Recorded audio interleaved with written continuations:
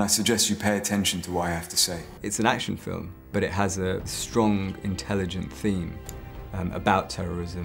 For far too long, you've ignored what is happening around you. You've not seen the inevitable that is coming. Clean Skin is a film about Sean Bean's character, who is an agent, Secret Service agent, ex-Special Forces, ex-Army, who's hunting a suicide bomber in his terrorist cell. He lives quite a lonely life, lives on his own. His wife was murdered in a bomb situation, a terrorist bomb situation, and that kind of adds a bit of personal revenge to his character.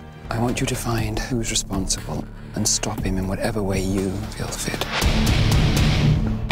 You know, I'd kill anyone you put in front of me. Yeah, I mean, everyone in the film is flawed, you know. Sean Bean's character's flawed, Charlotte Rampling's flawed, I'm flawed. But, yeah, I mean, he's got a humanity to him, and that's what drew me to the part. He wasn't a cardboard cutout, you know, villain, pantomime villain.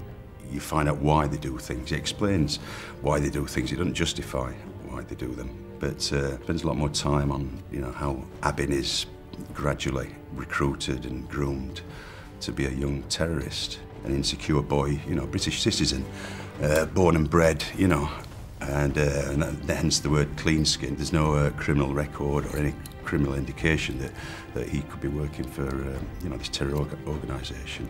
So that he's a perfect candidate, an insecure lad, intelligent, but you know, that falls into the wrong hands. They're not going to stop.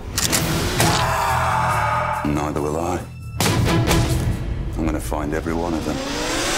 I started when I was about 20, you know, 19, 20, and I didn't really have any desire to do any acting before that, you know. And I wanted to draw and paint. I used to like drawing and painting, and I did quite a bit of it at school. And I was very, very good, you know, and won like prizes like that British Book of Birds. That was a guide to the British Book of Birds. That was about the prize when I was at school in like the 4th year or something like that. So I kind of went to a few art schools, and I never really could kind of, you know, got my head around it. And so I just joined a drama school, you know, that was kind of in parallel with that. And I thought, well, I can do this. I'm all right with this. I was trying something, and I wasn't very good at anything, really. I was all right, but with acting, I just felt really comfortable, you know. Well, but, you know, I went to film school and graduated from film school and tried to make my way within the industry.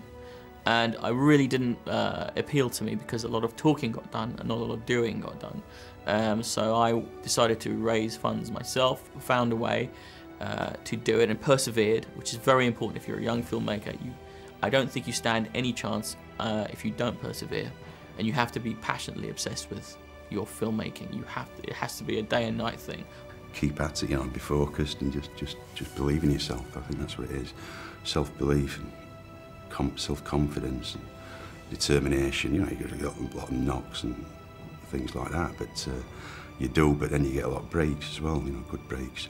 If you believe in what you're doing and you have the talent, you have the passion, the commitment, then you can do it, you know. And it requires a lot. It's a lot of passion, you have to have a very thick skin, always getting rejected for things that you want to go up for and, you know, you're not right for. But as far as like anybody inspirations or influences is concerned, I think it's just like watching people, you know, on television, you know, and on films when I was younger. I was kind of registering it all and taking it all in, but I didn't necessarily know that would influence me to become an actor.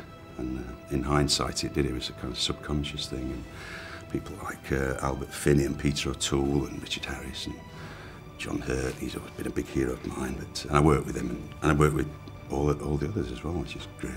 Our job is to do what's right. An eye for an eye, yeah?